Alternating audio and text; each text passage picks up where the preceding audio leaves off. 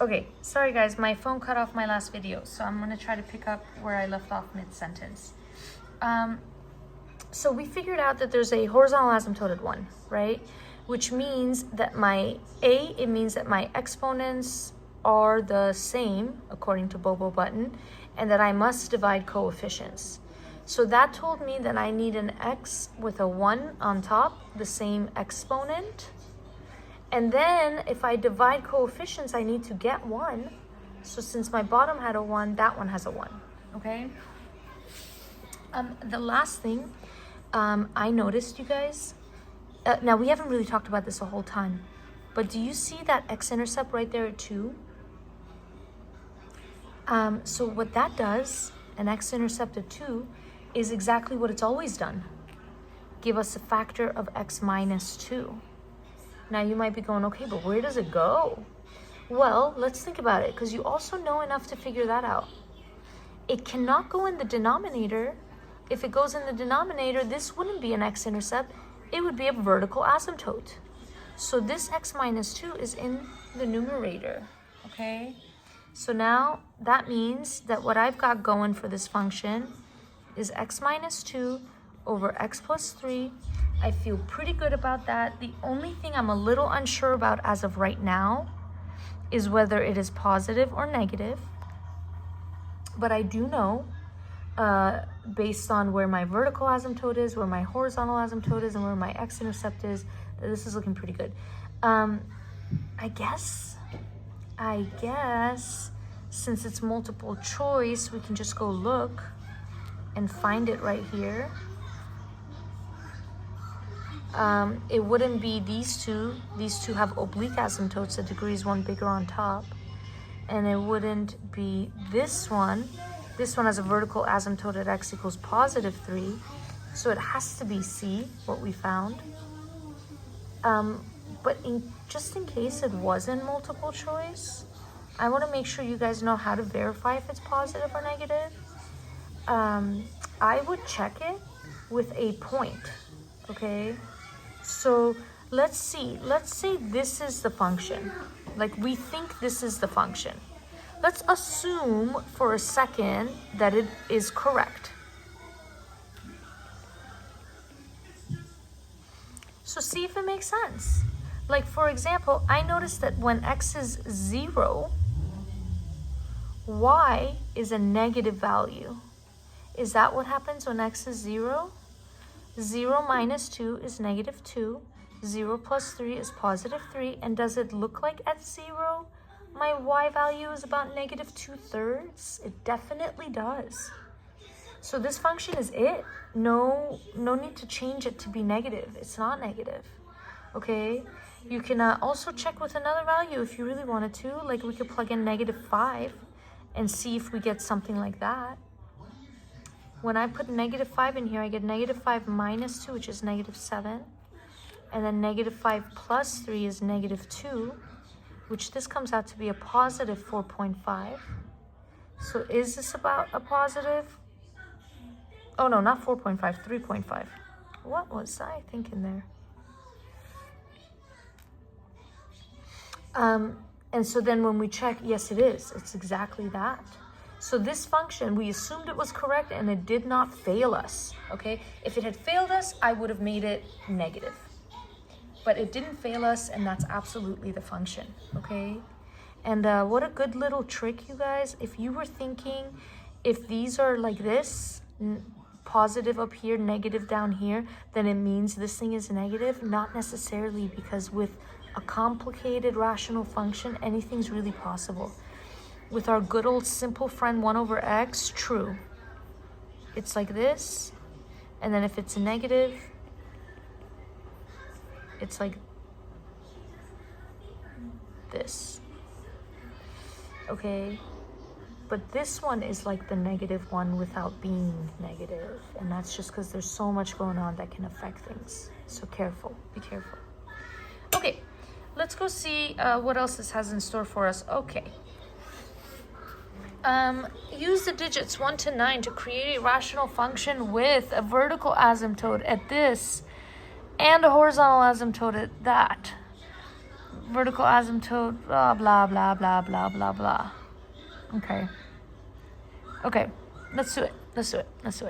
I'm not reading it all because there's no way I'm going to remember all those numbers. So I got to take it a step at a time.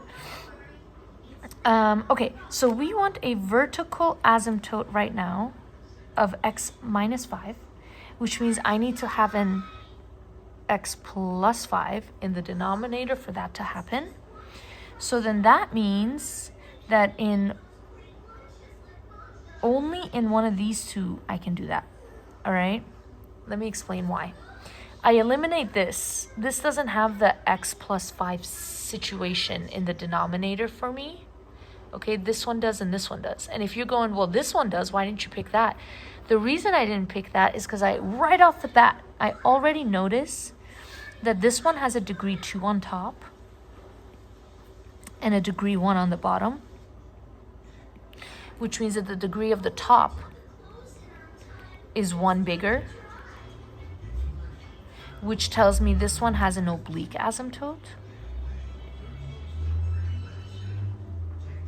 Okay, not a horizontal one. And so because the next thing I need is a horizontal asymptote, all right, then I know I want to save this for this one where there's an oblique asymptote. Okay, so now here I am, one of these two. Now the big question is which one? So let's look at horizontal asymptote. This guy has a horizontal asymptote at y equals 0. That is our Bobo. Bigger on bottom, 0. Okay? So then out of these, I want one where the degree is bigger on the bottom. Over here, the degree of the top is going to be 1. The degree of the bottom is going to be 1. This one's going to be exponents are the same. This one, the degree of the top, because there's no x, is 0. Degree 0. And then the bottom has a degree 1. So this one's bigger on bottom. Bigger on bottom, 0. So number 8's our guy for the first one. We need that to be a 5, okay? And out of my digits, 1, 2, 3, 4, 5, 6, 7, 8, and 9, I just used 5. What do I need on top? Literally anything. Anything could go on top. So I'm not going to waste a digit not knowing right now. I'm going to keep going to the next one. This one wants a vertical asymptote at negative 7. So that means I need an x plus 7. And a horizontal asymptote at 3. So that's my exponents are the same divide coefficient situation that's going to go right here. We're going to put a 7 right there to get our vertical asymptote that they wanted. And then I need the exponents to be the same. Oh, I'm sorry, the exponents are the same. I need to divide the coefficients and get 3. Because they said horizontal asymptote at 3. So divide coefficients needs to become 3. Well, the bottom's coefficient is 1. So 3 divided by 1 makes 3. So this guy has to be 3. Okay. And then what does this need to be? Doesn't matter, okay? It doesn't affect any of this, whatever that number is. So let's not waste one of our digits just yet. We'll come back to it. Let's look here. We want a vertical asymptote of 0. Oh, okay. And a horizontal asymptote of 2. Ooh, this is a good one. This is a really good one. Okay. This one's so good. I'm so impressed. This one is so good. Okay, so check it out, you guys. I need my vertical asymptote to be at 0, which means I need a lonely x on the bottom, no adding or subtracting. I already have it. Whatever number goes in here, it can be any number, because any number times 0 is 0. So any of these here would give me that vertical asymptote. But I also need it to give me a horizontal asymptote of 2. Meaning, so look, degree of the top and the degree of the bottom are the same. Exponents are the same. How do I get a horizontal asymptote of 2? By dividing coefficients. So I just need whatever I plug in here divided by whatever I plug in here to be 2. So looking at my choices, 1 and 2 can happen, 4 and 8 can happen, and that's about it. Those are the only combos I have, the full thing to make a 2. And then which 2 should we use? I don't know. Because over here, this one's not going to be flexible. So how about now that we know that, we pause and we go do 6. Let's go look at number 6. We already know that the top is bigger, right? By 1. So we know we've got oblique asymptotes. We know x squared goes here, and x plus unknown number goes there. And then what it needs to get me, though, is an oblique asymptote of x plus 3. So that means that x and 3 go there. Let's see if we can figure out what's missing now. Okay, x and x make x squared. That's good. X times whatever that is makes this. Okay. But this we don't know right now.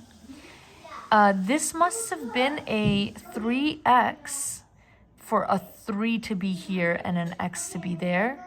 That must be 3x. And then if that's 3x, but these two need to add up to 5x, then this should have been 2x. And then if that's a 2x and that's an x, then this is a 2. And I know now that this is a 2, which means I don't have my 2 for right here, which means I have to use 8 and 4 to divide to make the asymptote at 2 right here. Okay, and now I've got some numbers left. I have a 1 left, a 6 left, and a 9 left. Put them wherever you want.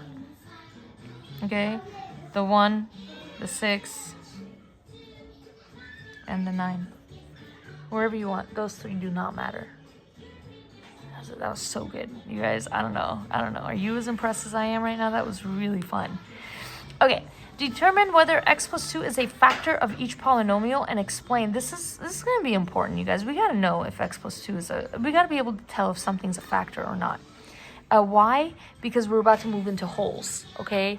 And so if something's a factor and it cancels out, then it's a whole, not an asymptote, and we need to know. So for these, I'm not going to totally do it all out, but you can either factor, like, no, let's not try to factor. Let's put x cubed there, and then we just divide with x and 2. So this is x squared. Multiply these, that's 2x squared. Then this is 2x squared, but I want negative x squared, so I need minus 3x squared. And then this is minus 3x. And then we multiply negative 6x. And then we need a negative 24x, and then we have negative 6. So we need another negative 18x. And then this is negative 18. And negative 18 times 2 is negative 36.